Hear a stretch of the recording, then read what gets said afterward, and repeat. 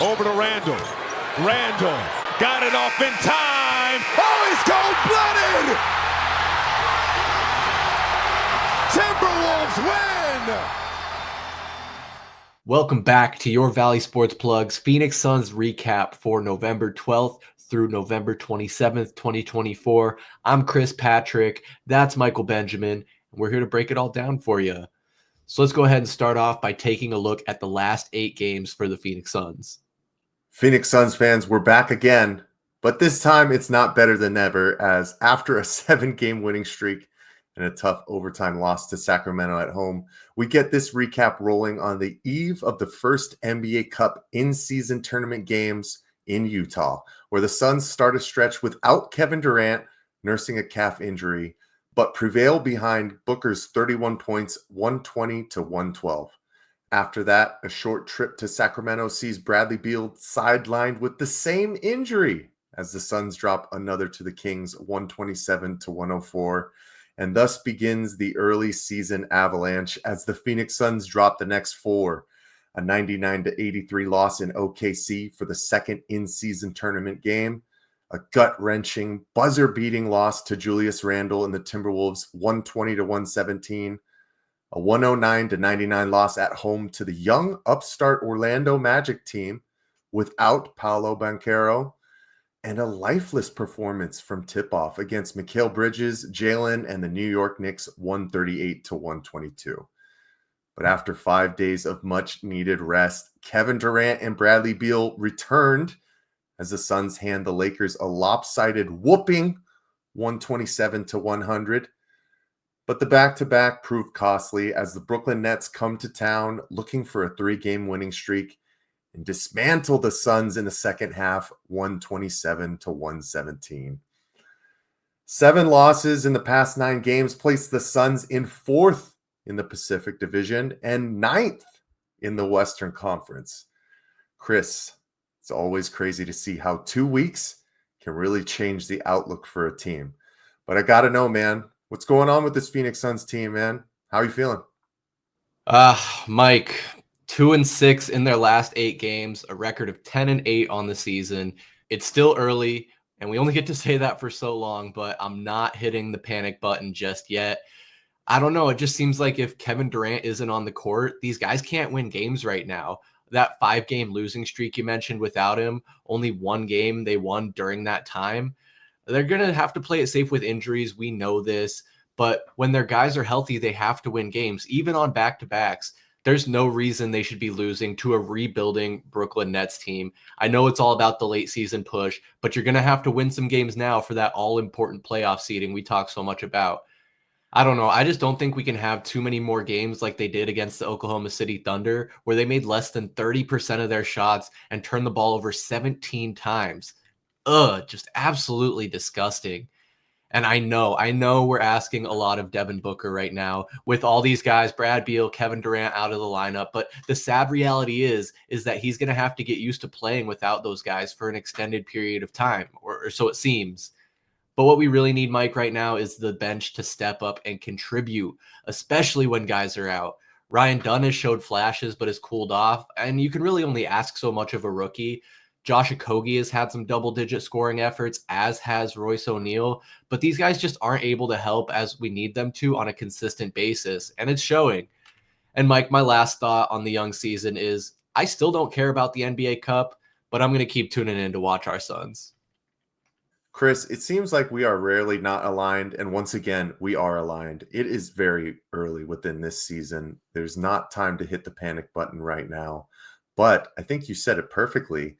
Some of these outings that we have had against these teams are just unacceptable at any point within the season. When you lose 2 of your top 3 guys, it's always time for the guys on the bench to take a step up, and that's what we were hoping from guys like Royce O'Neal and Grayson Allen, especially with Royce O'Neal with his first 10 games. If you guys think back, he was my player of the recap to start. But this is the key number, apparently, it seems like, for 3 specific guys on the Phoenix Suns, and it's 34%. Royce O'Neal right now, shooting under 34% from 3 in the last 8 games, right around 8 points per game. Another guy who I've just been hoping can turn the corner is Grayson Allen. Last 8 games, 12.3 points, 2.7 rebounds, but under 34% from three when he was the leading three-point percentage shooter in the NBA last season. And let's just be careful how we talk about Yusuf Nurkic because we can go down a rabbit hole of negativity here, folks. 6.3 points, shooting 34% from the field. Yusuf Nurkic has played himself out of closing lineups so early in the season, and that is really tough to see when you're missing two of your starters. But you did touch on another young guy, Ryan Dunn. He's taking the step back that I think a lot of us probably expected. Over the last 8 games, 22.6% from three. And if he's not hitting on the offensive end, no matter how great he can be on the defensive end, it's hard to keep him on the floor. So you've seen his minutes kind of fluctuate and start to go down a little bit.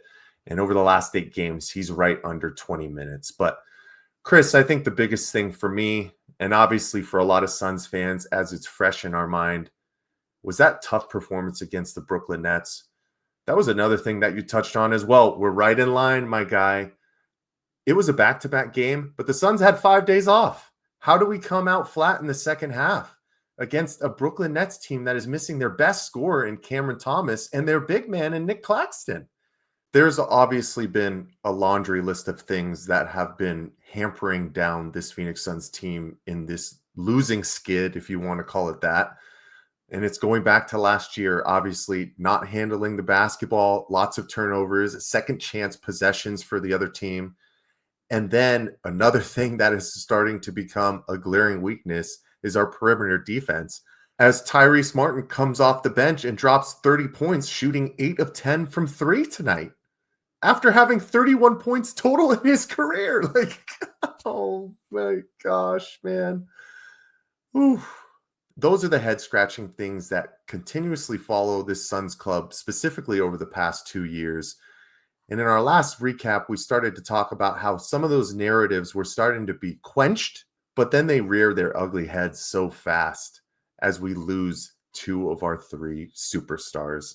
Man, one of the things we were talking about too in the last Heat Check podcast, Chris, this is a superstar-driven league. And now I'm super scared after this Nets game, as it seems like Bradley Beal and Kevin Durant both have ankle issues that they might be dealing with again. Like, I won't be surprised if they're not playing next week and possibly missing a couple more games, specifically Bradley Beal.